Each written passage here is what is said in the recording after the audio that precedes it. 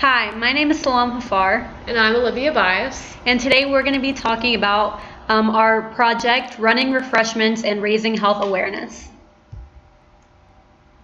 We're going to start out with a quote by Audrey Hepburn, and it's "You have two hands, one to help yourself and the second to help others."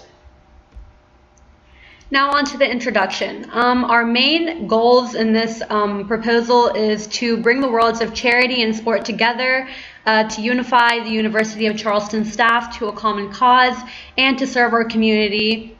And our general plan is to open a tent during the 5K event that serves refreshments and also features an athletic clothing drive for families in need. And now we're going to talk about how the liberal learning outcomes of the University of Charleston are incorporated into this project. The first LLO we're going to be talking about is citizenship. And basically citizenship is about being a knowledgeable member of society and giving back to the community, whether it be the social or political community, and just all the responsibilities that are associated with being the ideal member of society. And our project plays into this LLO because we're giving back to the community in a fantastic way, and we're being involved in creating a better social and economic environment for the Charleston residents and for UC students. And we collectively have a responsibility to do better and to create a better world for the future, and what better way than to promote healthy living and give back to the community. The next LLO is communication, and that's defined as you're able to effectively send and receive messages to each other.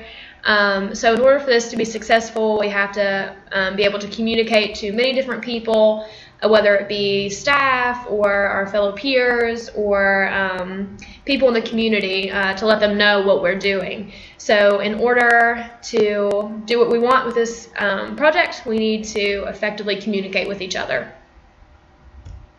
Next up is creativity, which can be defined as the process for innovation, or taking something that you have and building it up and creating something better.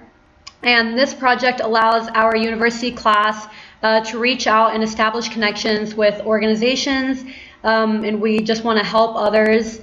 And this platform also provides us a platform to be flexible and take the project anywhere we want it. Next up is critical thinking. So critical thinking, we want to think outside of the box. And another component to that is exploring issues. So we've seen an issue in our community. We want to get people involved with exercise. If it's money holding them back, they're not able to buy the things they need to be able to be active. We want to be helpful in our community and explore those issues and solve those issues for the people of Charleston. Then we have ethical practice, which can be defined as having clear intentions and promoting honesty and fairness and justice and integrity with all of our relationships. And how we're going to incorporate this LLO into our project is just approaching it with clear intentions of helping others and having compassion for underprivileged families in the city of Charleston. And if we have those clear intentions, then we'll undoubtedly lead to a successful and honest outcome. And the last LLO is inquiry, and that's the application of tools to create new knowledge. So we're going to use things we already have, such as clothes and refreshments and things of that nature, and be able to give those back to our community and give those back to people who are not able to provide themselves with these items. That way they're able to get out there and live a healthy lifestyle. Now we're going to talk about the individual aspects of our project plan and go step by step of the weeks of each week and what we're going to do, or what we're projecting to do for each week. So for week 1 and week 2, we want to solidify our project goals, and so we want to talk to the class, make sure we're all on board, make sure we all know our roles, and we know what we're trying to accomplish in the beginning. That way there's no creative differences and conflicts when the time comes to actually carry out the project. For weeks 3 and 4, we want to assign specific tasks to individuals or groups in the classroom, and we were thinking that splitting up into groups in the classroom would be an easier way to get individual tasks completed instead of just assigning one thing to one person and having one person be overwhelmed. For week 5, that's when we're going to start on our flyer design. We had the idea of everyone in the classroom making a flyer. That way everyone's involved in this process, and then also we can vote on which one we think is the best. That way we're able to use everyone's creativity to be able to make a flyer. And it's, in addition to this, we probably would start to advertise on social media and have everyone to share it and post on their social medias. That way that people know that we're doing this project. For week 6, we want to aim to finalize our flyer design and, as Olivia said, to vote on it. And most importantly, we need to get permission to post the flyers around campus. So we need to approach the people in charge of that so we can post our flyers around campus to raise awareness of our project. So for week 7, that's after we've gotten the permission that we need to have and we are able to hang up our flyers around campus.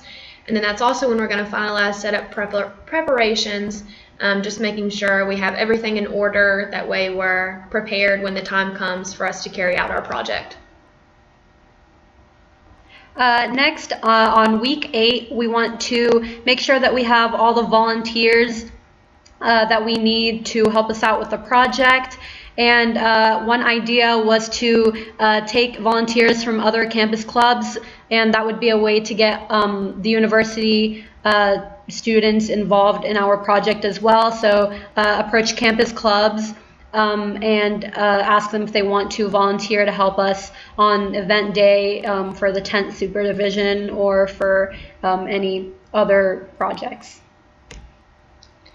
Week 9, that's when we make sure we have all appropriate permissions from UC to carry out the project.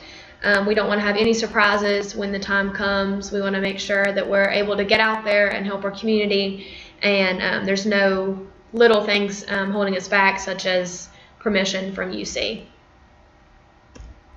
For week 10, we want to finalize the event day preparations, and in class we want to agree on what refreshments we want to provide. So that would be completed by a vote in the class. So we need to have the refreshments and maybe even how we're going to set up the tent on the event day, whether we want to put decorations and put the flyers around the table that we're going to have under the tent, and just to make sure that we have a good table set up for our visitors. Week 11, that's when we're going to continue the finalization process, and we want to make sure that we've reminded everyone that has said they're going to volunteer that make sure they're still going to be there, because a lot of people, we just want to make sure that we have everyone there that we are supposed to, whether it be professors that are going to be there helping to give advice, or the students there to help pass out drinks, or whatever that may be. We need to remind the volunteers that we need their help.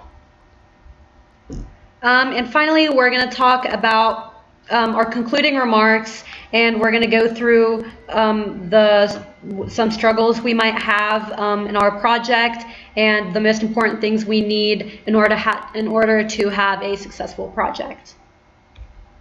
So first we're going to talk about troubleshooting. In order to carry this out effectively, we need to make sure we're aware of what things could go wrong.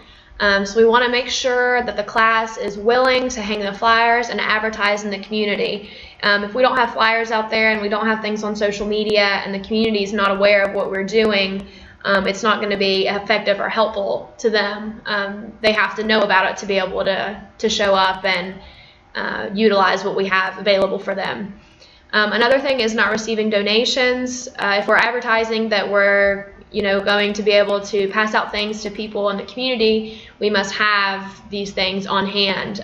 So we talked about maybe having each person in the class to be able to bring one item in, setting up bins around campus for other students to be able to donate, just to make sure that we have enough donations to be able to give out. We really just have to make sure that we have donations and support, because that's what this whole project is relying on. That's what we have to do to make this project really successful. And finally, we want to talk about the important resources that we need, which are collecting bins and making sure that there's items that are being donated inside the bins. So we just need to make sure that there are donations being received. And of course, the tent that we're going to need is an important resource in case it rains or in case it's really sunny and we need shade for our visitors. And another important resource is the refreshments that we're going to have, so we can draw attention to our tent, of course, on event day. And we also need some good advertising, so we can raise awareness about our project, so everyone can be on board with donating and helping our community. And finally, the most important thing that we need is hardworking and flexible classmates. That's basically what our entire project relies on, and we just really hope that this project touched you and that you are on board with our project. Thank you.